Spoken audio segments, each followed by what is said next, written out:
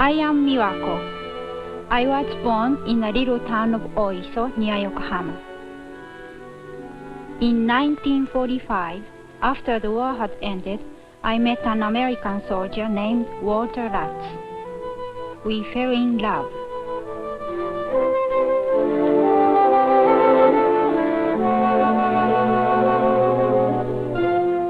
Two years later, we married and left Japan for the United States.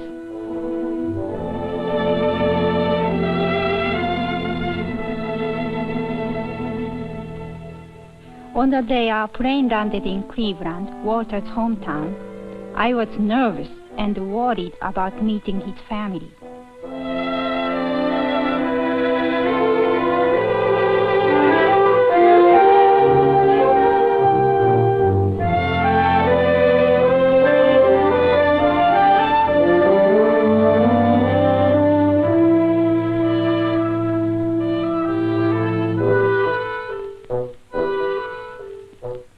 Walter's mother was friendly, but I wondered if she was wishing that Walter had married an American girl.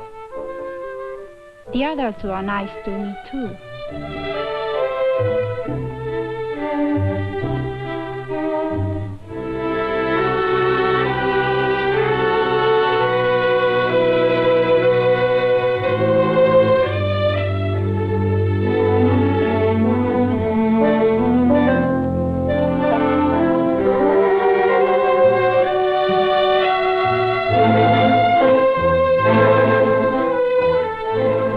Then I had my first look at Cleveland, Ohio, the city which was to be my new home.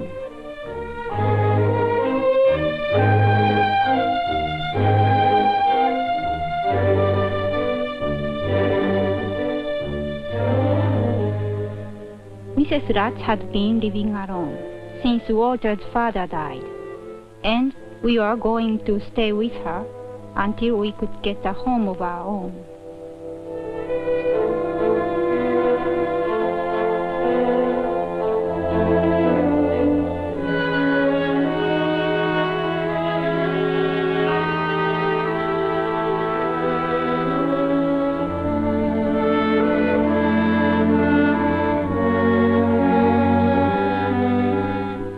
As I looked around me, I was frightened.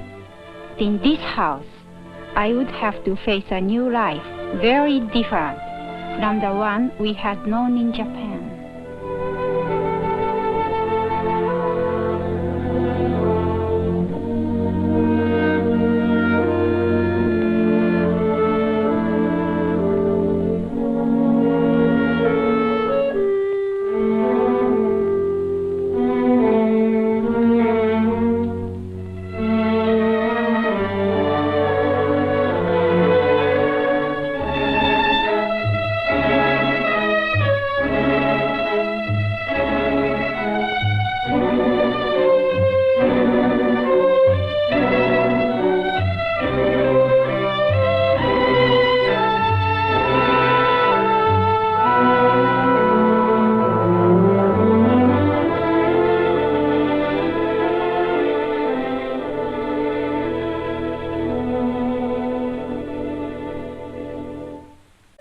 The next evening, Walter invited his family to come to the house and see the pictures he had taken in Japan.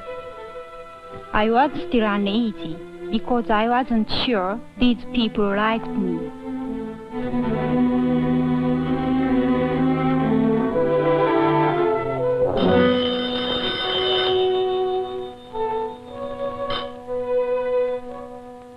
Something unpleasant happened to me that night.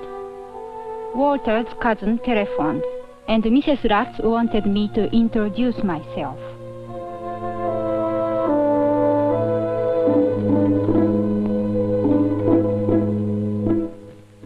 English was hard for me then, especially on the telephone. And what I expected happened. I couldn't understand a word. I knew there was no reason to be upset, but I felt stupid and ashamed.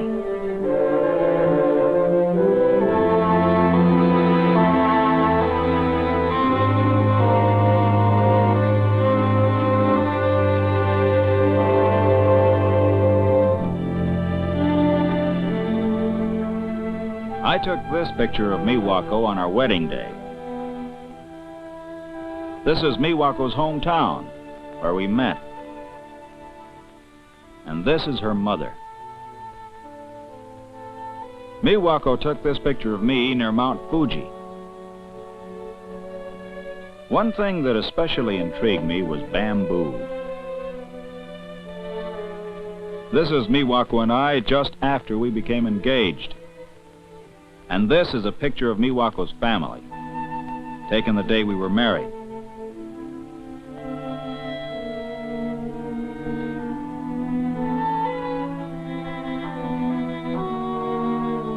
The picture show was almost like introducing Miwako's family to my own.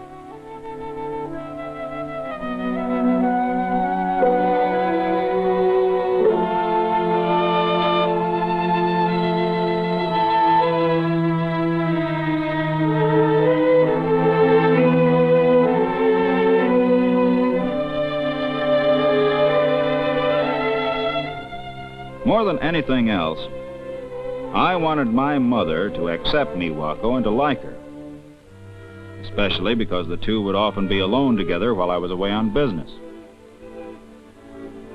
One thing was sure, the children liked her.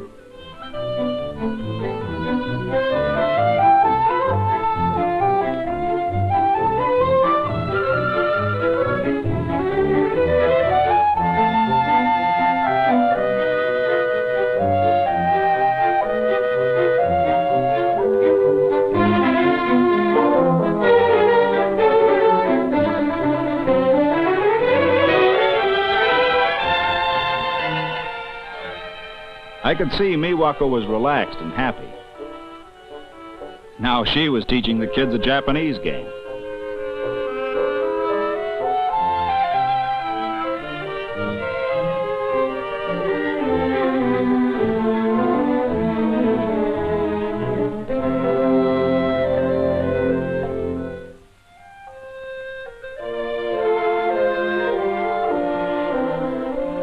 The next day, I introduced Miwako to my town.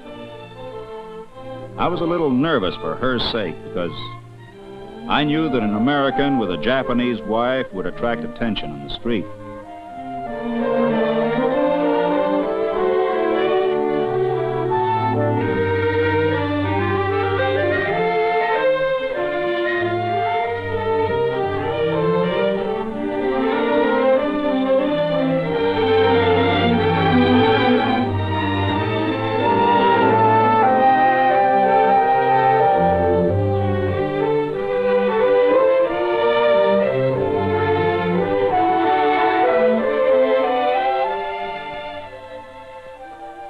We did get a look of real resentment from one woman. She had lost a son at Iwo Jima. Miwako was disturbed, but when I explained, she understood. I knew she was still feeling a little strange, and I thought some new clothes might make her feel better. So we went shopping.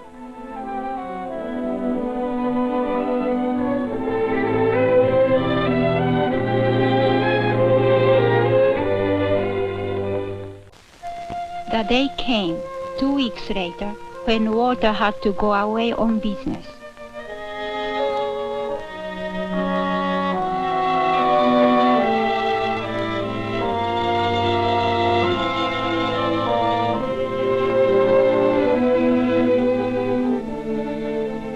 As his suitcase snapped shut, I felt already the loneliness of being without him. Walter's mother would be with me, but my poor English made it hard for us to talk. And we did not know each other yet.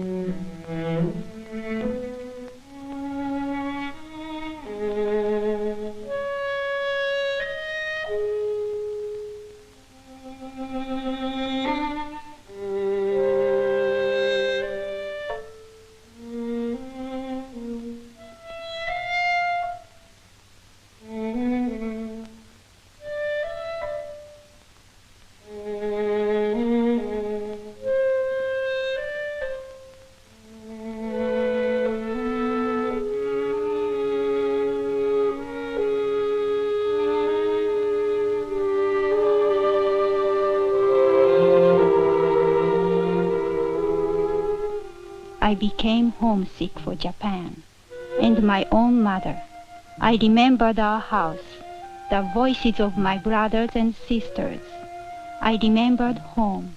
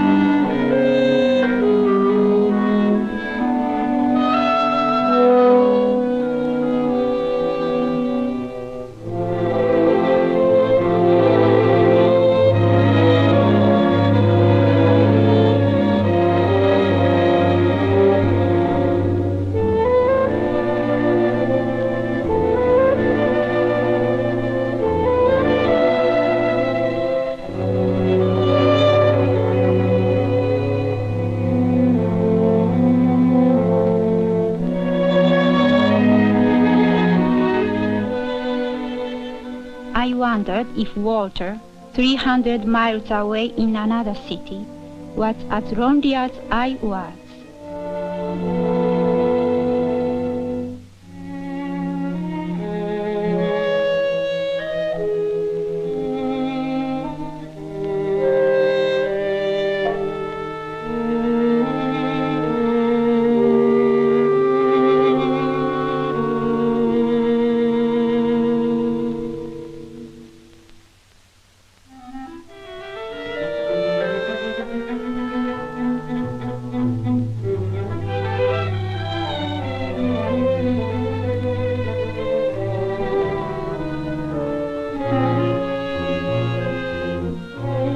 When my trip was over and I came home, I could hardly wait to see Miwako.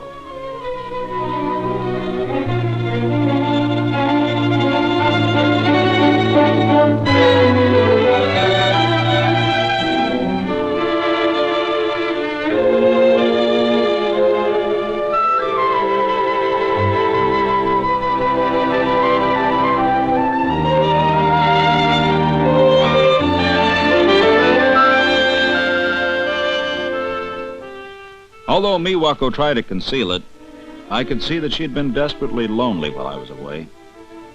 More than anything else, I wanted her to be happy. One thing was clear. I would have to have a different job. One that would not take me away from Miwako. But what job?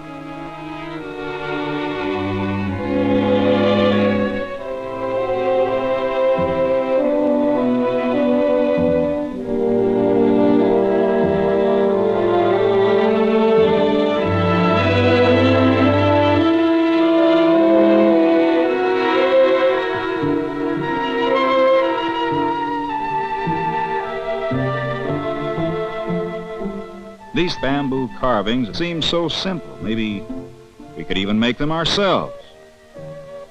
Miwako thought it would be fun to try.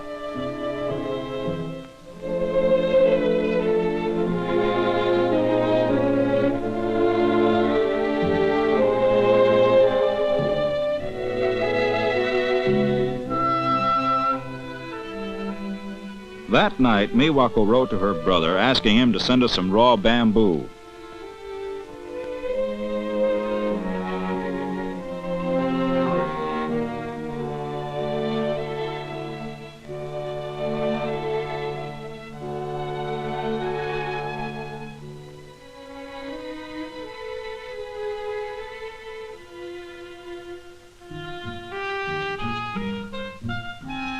Weekends and evenings, Miwako and I experimented.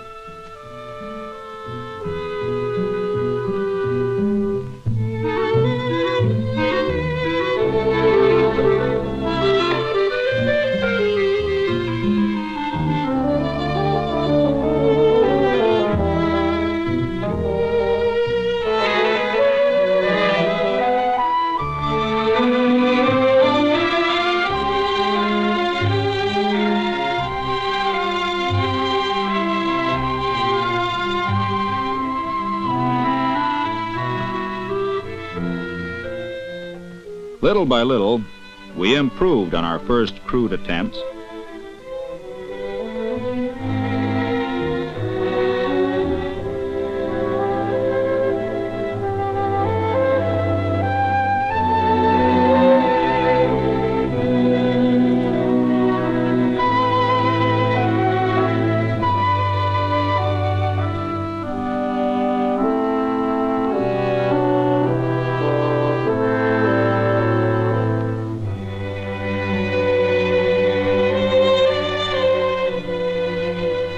We both became so interested in what we were doing that we lost all track of time and often worked late into the night.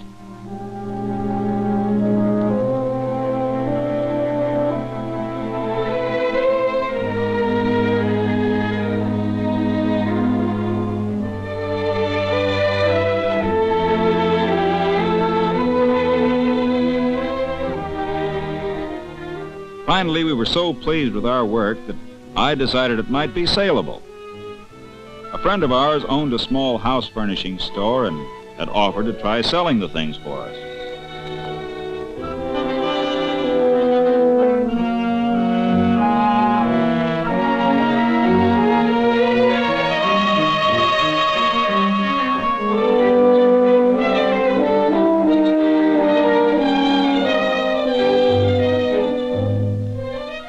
The objects sold so quickly that we could hardly make them fast enough.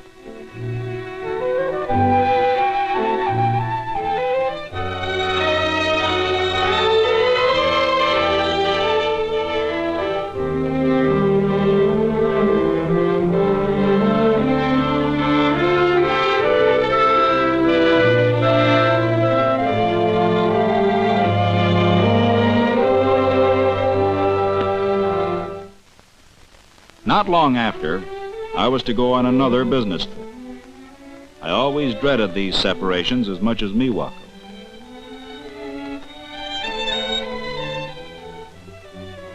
Just before I left, my mother handed me a letter.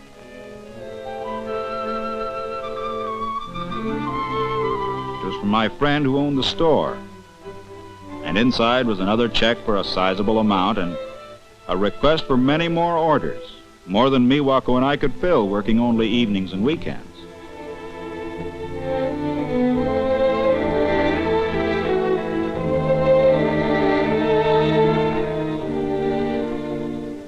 I never went on that trip. But then and there, I made up my mind to quit my job and go into the bamboo business. I had some savings, and so we decided to open a store.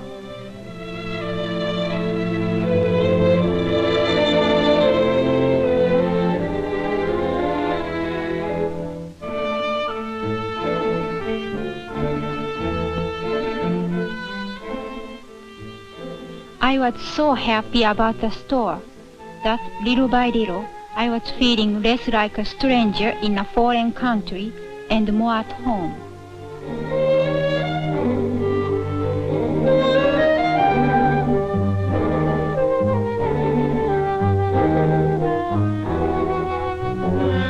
And then the telephone rang. I knew the others were busy and I should have answered it myself. But I just couldn't.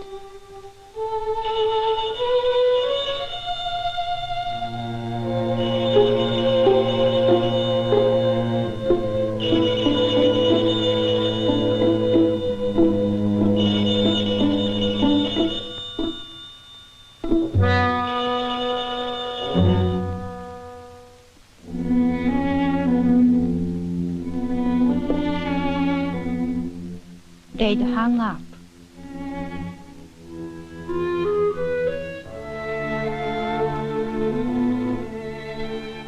I couldn't blame Walter for being annoyed with me, and I was ashamed.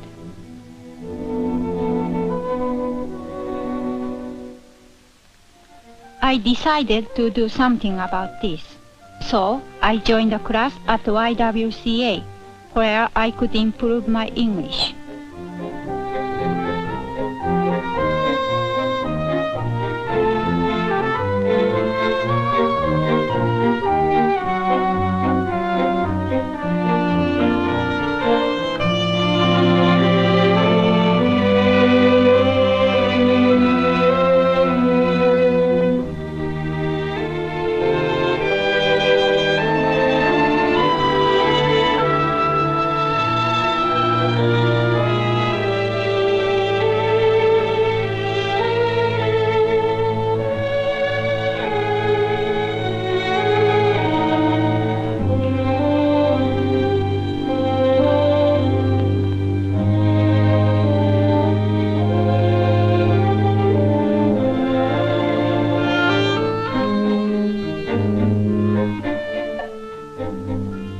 time went on, my English improved so much that I was able to wait on customers.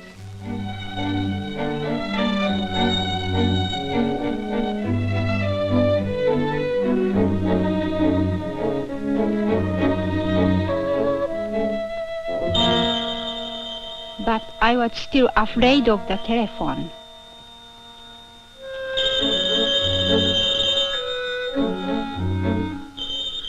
Walter understood and always answered for me. I was grateful, and yet each time the phone rang, I felt that I had failed him.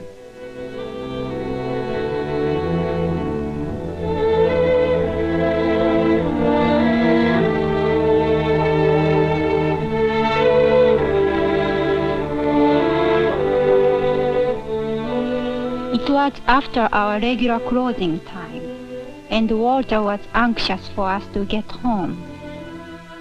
We had both been working very hard ever since the opening of the store.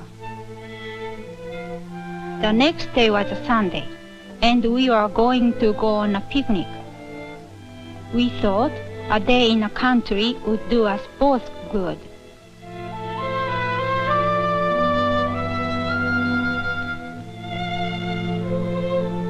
Business at the store had been slow at first, but now we could look around us with pride in what we had done.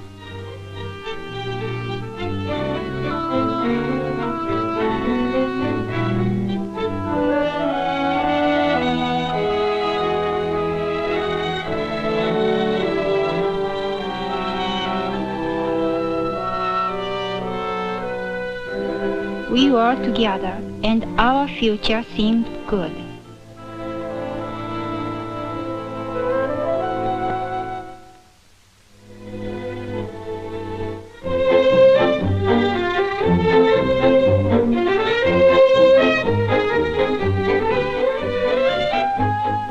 It was fun being along with Walter, just like our first days in Japan.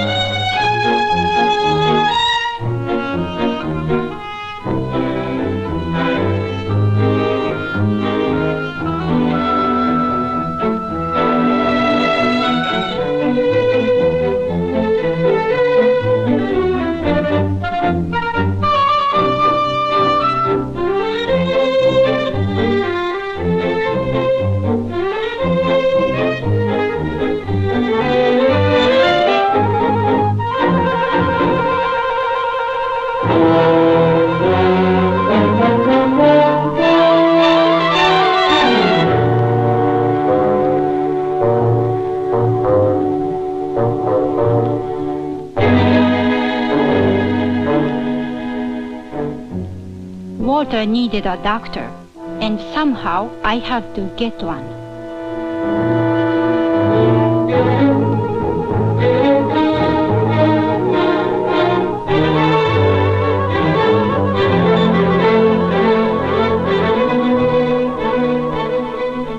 I had no choice now.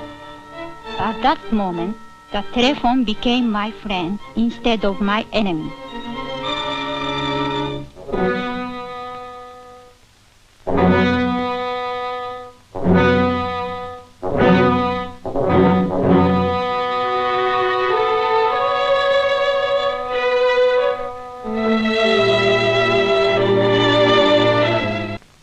When Walter was better, we decided to give a sukiyaki party.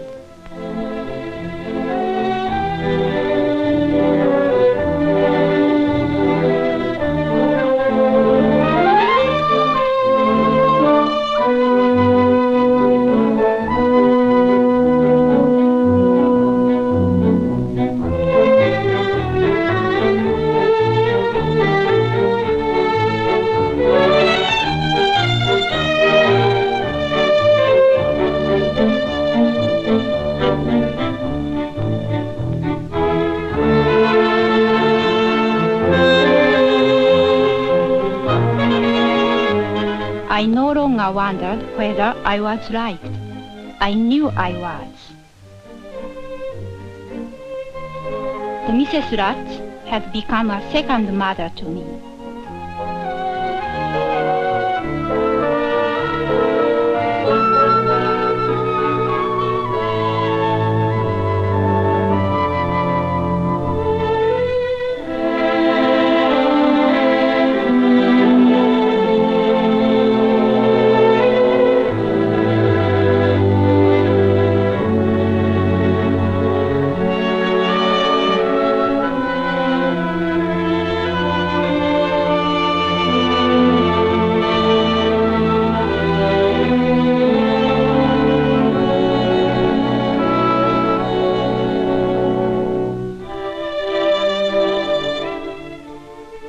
There was something in my mind that night, something I had to tell Walter about.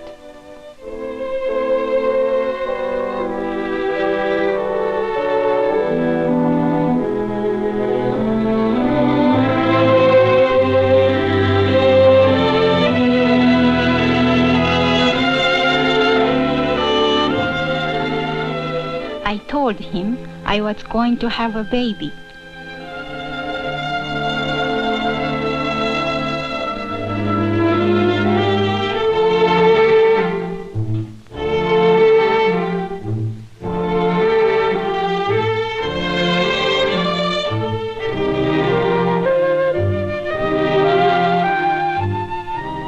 But that was just a beginning. We have 2 of them now, 2 little girls. I wish my mother could see them. Meanwhile, here is a picture.